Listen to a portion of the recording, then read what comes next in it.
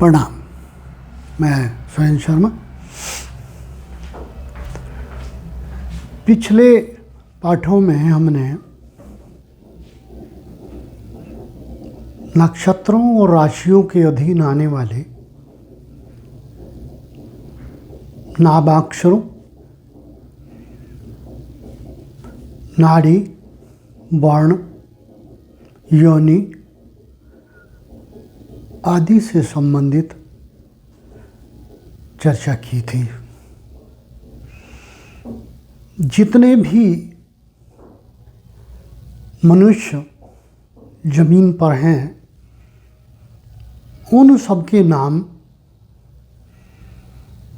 जिन अक्षरों से प्रारंभ होते हैं, उन सभी अक्षरों को पिछले पाठों में उनके नक्षत्रों और राशियों को वर्गीकृत करके हमने पिछले 4 पाठों में, 4 लेक्चर्स में पूरी तरह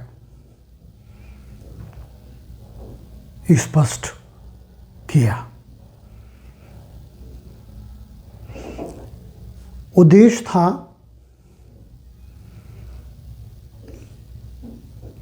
मनुष्यों की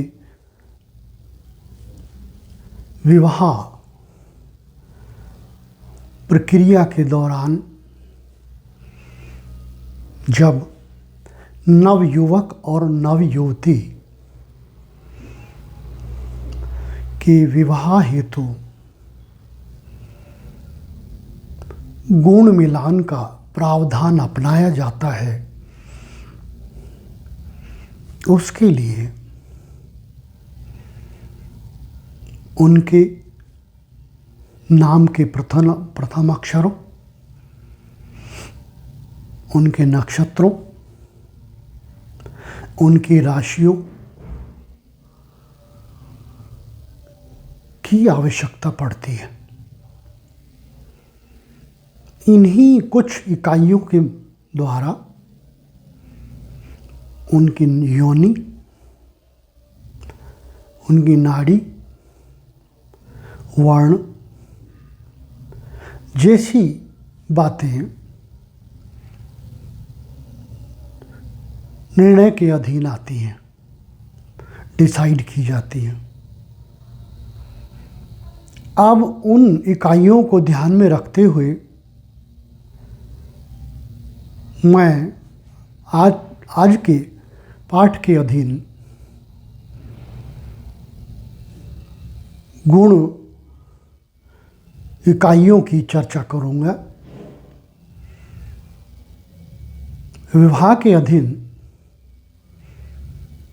जब गुण मिलान किया जाता है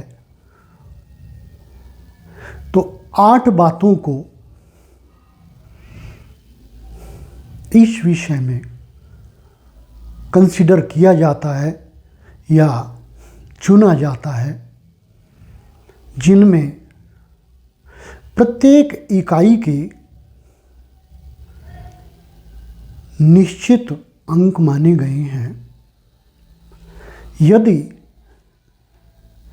वे इकाइयाँ नवयुवक और नवयुवतियों की आपस में मेल खा जाती है तो अंक प्राप्त हो जाते हैं, अन्यथा नहीं। सभी इकाइयों के कुल योगित अंक अधिकतम 36 माने गए हैं और वे इकाइयाँ 8 हैं। अब मैं प्रत्येक इकाई पर चलता हूँ। पहली इकाई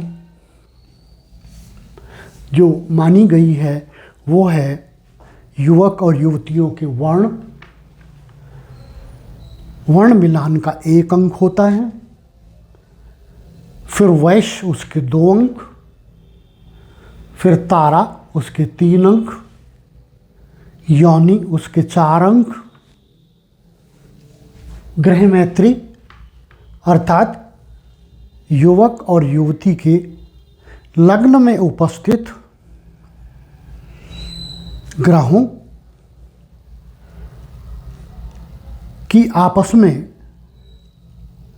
मित्रता की स्थिति, अथवा चंद्रलग्न में उपस्थित राशियों के स्वामियों की आपस में मित्रता या शत्रुता की जो स्थिति है, उसी आधार पर उनके अंक। फिर है गण,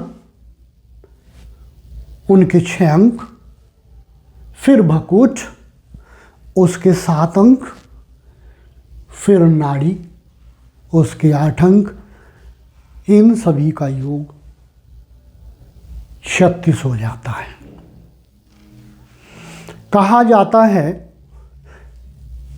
ऐसा व्यवहार में है और कहा जाता है कि यदि 50% से अधिक अंक मिल जाएं तो शादी कर ली जाती है, और यदि 75% से अधिक अंक मिल जाएं तो उत्तम गुण विलान माना जाता है। ऐसी व्यवहारिक व्यवस्था है। परंतु मेरे मतानुसार जितने गुण मिल गए, उनसे आगे जो शेष बच गए, उन बचे शेष इकाइयों के अधीन जो व्यवहार आता है, जब वो नहीं मिला तो उन बातों से संबंधित विवाद होने के, विवादों के प्रति तो हमें सचेत रहना होगा। उदाहरण स्वरूप, यदि नाड़ी मेल नहीं खाई, नाड़ी, तो नाड़ी का जो कर्तव्य है वो आपस में दोनों जीवों के, युवक और युवती दोनों के मेल में, कर्तव्य में, व्यवहार में, जीवन शैली में बाधक तो बनेगा। इसी प्रकार से यदि नाड़ी मिल जाती है, नाड़ी के अंक 8 प्राप्त हो जाते हैं और ग्रह मैत्री नहीं मिलती, अर्थात जिन राशियों में चंद्रमा उपस्थित है, उन राशियों के स्वामियों में यदि मित्रता नहीं है तो दोनों के मन, स्वभाव, कार्य, धन की स्थिति, क्रियात्मक स्थिति मेल से वर्जित रह जाएंगी और दोनों के आपस में विवाद होंगे। इस प्रकार से जितने गुण या जितनी इकाइयों का आपस में मेल नहीं होगा, उनका आपस में, दोनों जीवों का आपस में कटुता, विवाद, दिक्कत अवश्य रहेगी। ये एक सामाजिक व्यवस्था है कि अगर 36 में से 18 से अधिक गुण मिल गए, विवाह कर लीजिए। कर लिया,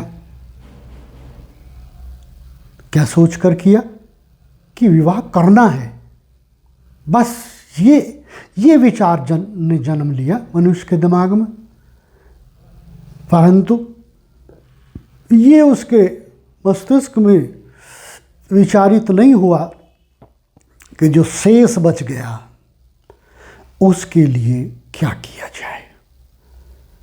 क्योंकि विवाद तो उसने मोल लिया है। यदि 24 गुण मिले हैं तो 12 जो गुण बच गए उनका विवाद तो उसने अपने सिर लिया है, और उतना विवाद तो बच्चों को आपस में झेलना पड़ेगा। और जौन सा इकाई नहीं मिली है उसका विवाद झेलना होगा। ये मैं पुनः रिपीट कर रहा हूं। आज पहली इकाई लेते हैं वर्ण। वर्ण में मेल खाने के लिए दोनों जीवों के, युवक और युवतियों की राशि को हमें ध्यान में लेना पड़ेगा। इस इकाई को मैं पिछले 4 लेक्चर्स में पूरी तरह क्लियर कर चुका हूं कि किस प्राणी की, किस युवक या युवती की कौन सी राशि बनेगी। सभी के प्रथम नामाक्षर को मैं क्लियर कर चुका हूं। उन लेक्चर से आप प्रत्येक व्यक्ति अपनी राशि देख सकता है। अपने नाम का पहला अक्षर देखें और उसमें सीधी अपनी राशि देख लें। उन लेक्चर्स में जो मैंने यहाँ चार्ट लगाए थे उनमें प्रत्येक में बिल्कुल पूरी तरह स्पष्ट है। इसके अतिरिक्त भी यदि कोई स्वेच्छा से चाहे तो मेरे पास ये विश्व विजय पंचांग का मैं प्रयोग करता हूँ। इसमें अपने नाम का पहला अक्षर देखें और उसके नीचे लिखी हुई अपनी राशि देख लें। यदि शिक्षित हैं तो आसानी से देख लेंगे। अगर जो लोग कम शिक्षित हैं या जिन्होंने शिक्षा प्राप्त नहीं की है तो उनको मेरे वो पहले लेक्चर्स देखने पड़ेंगे, क्योंकि उसमें पहले नामाक्षर के नीचे सीधी राशि और उसका नक्षत्र लिखा हुआ है। उससे उसको राशि पता लग जाएगी। और अब हम देखेंगे कि ऊपर मैंने ये लिखा है पुरुष वर्ग और बाएं की तरफ नीचे लिखा है स्त्री वर्ग। उधर पुरुष वर्ग की राशि, जैसे मैं उदाहरण दूंगा, मेरा नाम सुरेंद्र, तो मेरी कुंभ राशि से मेरी कुंभ राशि, तो मैं अपनी कुंभ राशि देख लूँगा। यहाँ मेरी राशि कुंभ हो जाएगी। इसी प्रकार से प्रत्येक युवा या उसके गार्जियन गुण मिलवाते समय ये देख सकते हैं। और मैंने इतना स्पष्ट किया है पहले लेक्चर्स में कि किसी को पंडित जी के पास जाने की भी आवश्यकता नहीं है गुण मिलवाने के लिए, स्वतः ही मिलाएं। क्योंकि व्यक्ति के पास जब कई शादियां लेके आने वाले मिलते हैं और उसका आपस में सेटिंग नहीं होती तो वो बार बार पंडित जी के पास ना जाए, सिर्फ मेरे इन 8-10 लेक्चर्स को देख ले, नोट कर ले, सेव कर ले, डाउनलोड कर ले। उसे कहीं जाने की आवश्यकता नहीं है। स्वम नाम का पहला अक्षर देखे, राशियाँ मिल जाएंगी, नक्षत्र भी मिल जाएंगे, योनियाँ भी मिल जाएंगी और स्वतः मिलान करें। युवा की राशि इधर से देखे और युवती की राशि इधर से देखे। यदि लड़की की भी राशि, कल्पना करो सरिता है, सह पर नाम आया, उसकी भी राशि कुंभ हुई, और इधर से जैसे मेरा नाम सुरेंद्र है, मेरी भी राशि कुंभ हुई।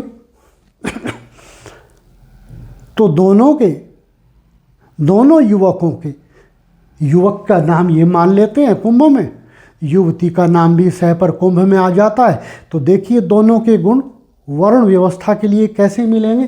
कुंभ से नीचे चलिएगा और इधर भी कुंभ से नीचे चलिएगा, जहाँ इधर और यहाँ से इधर दोनों का मेल हो गया। दोनों का मेल हो गया तो दोनों का जो वर्ण है वो शूद्र आया।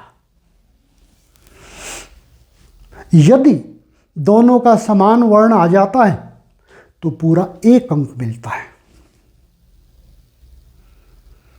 और यदि लड़के का वर्ण ऊपर और लड़की का वर्ण नीचे आता है तो भी अंक मिलता है। जिस स्थिति में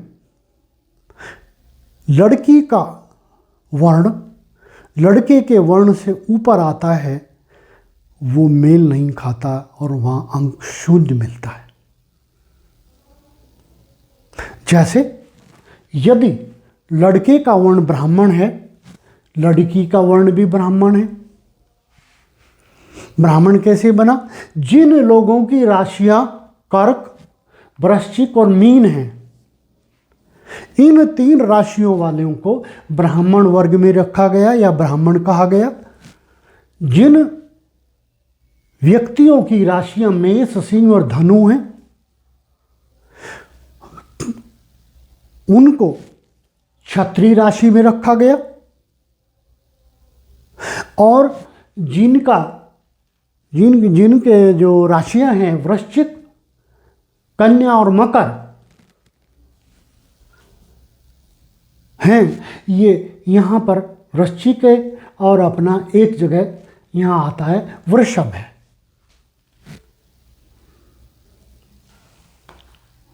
तीसरी स्टेज में वृषभ है, ये वृषभ है और वहाँ वृश्चिक है, क्योंकि यहाँ से क्लियर है। तीसरी स्टेज में यहाँ वृश्चिक, कन्या, वृष, कन्या और मकर हैं, तो यहाँ भी वृष, कन्या और मकर हैं। शॉर्ट में लिखा हुआ स्पेस कम होने के कारण इनको वैश्य वर्ग में रखा गया है। और जिनकी राशियाँ मिथुन, तुला और कुंभ हैं उनको शूद्र वर्ग में रखा गया है। इसी प्रकार पुरुषों का भी है। यदि उदाहरणवश पुरुष का वर्ग ब्राह्मण है और लड़की का वर्ण क्षत्रिय है तो दोनों में लड़की का वर्ण नीचे आया और पूरा 1 अंक मिलेगा। और लड़की का वर्ण यदि ब्राह्मण है और लड़के का वर्ण क्षत्रिय है, लड़के की राशि मेष बनती है और लड़की की राशि कर्क बनती है, और तो दोनों में ये नीचे डाउन करें, ऐसे चलें, दोनों का यहाँ मेल आया। यहाँ लड़के का वर्ण नीचे, लड़की का वर्ण ऊपर, अंक 0 मिलेगा। गिरती हुई स्थिति में है, सर्वोच्च ब्राह्मण वर्ग माना गया है, उससे नीचे क्षत्रिय वर्ग, उससे नीचे वैश्य वर्ग, उससे नीचे कुंभ वर्ग। यदि किसी पुरुष का शूद्र वर्ण है, अर्थात उसकी राशि मिथुन है या तुला है या कुंभ है, और लड़की की राशि ब्राह्मण है, अर्थात लड़की की राशि कर्क है, वृश्चिक है या मीन है, देखिए यहाँ से ऐसे चलेंगे, शूद्र से नीचे आएंगे, ये आया यहाँ पर, क्योंकि लड़के की राशि निम्न है और लड़की की राशि उच्च है, इसलिए यहाँ अंक 0 मिलेगा। जिस भी स्थिति में लड़की की राशि उच्च होगी या लड़के का वर्ण उच्च होगा, उन राशियों में से होगा जो उक्त वर्ण में मानी गई हैं, और तो वहाँ अंक 0 मिलेगा। फिर उदाहरण में लेता हूँ कि लड़के की राशि वृष है या कन्या है या मकर है, तो उसका वर्ग वैश्य बन जाएगा। और यदि लड़की की राशि मेष है, सिंह है या धनु है, चलिए ऐसे यहाँ से आइए नीचे, यहाँ ये स्थिति आई, तो यहाँ लड़के का वर्ण वैश्य है, लड़की का वर्ण क्षत्रिय है, ये उच्च हो गया, ये नीच हो गया, तो यहाँ अंक 0 मिलेगा। जिस स्थिति में भी लड़की का वर्ण लड़के के वर्ण से ऊपर होगा वहाँ अंक 0 मिलेगा। जिस स्थिति में लड़के का वर्ण लड़की के वर्ण के समान होगा वहाँ 1 अंक मिलेगा। जिस स्थिति में लड़के का वर्ण लड़की के वर्ण से उच्च होगा वहाँ 1 अंक मिलेगा। इस प्रकार से हम वर्ण मिलान करते हैं और 1 अंक प्राप्त कर लेते हैं या 0 अंक प्राप्त करते हैं। इन सब को हम एक कोई इकाई लेकर के, कागज़ लेकर के, प्लेट लेकर के या कोई भी और जो भी लेना चाहें उस पर निरंतर हम लिखते जाते हैं और बाद में फिर सबका योग कर लेते हैं। इसी प्रकार से आगे चलेंगे। अगले पाठ में मैं इससे अगली इकाई को मिलाने के लिए वर्णन करूँगा, प्रयास करूँगा कि श्रोता और दर्शक उसे भी स्पष्ट रूप से ध्यान में ले सकें। आज का पाठ पूर्ण।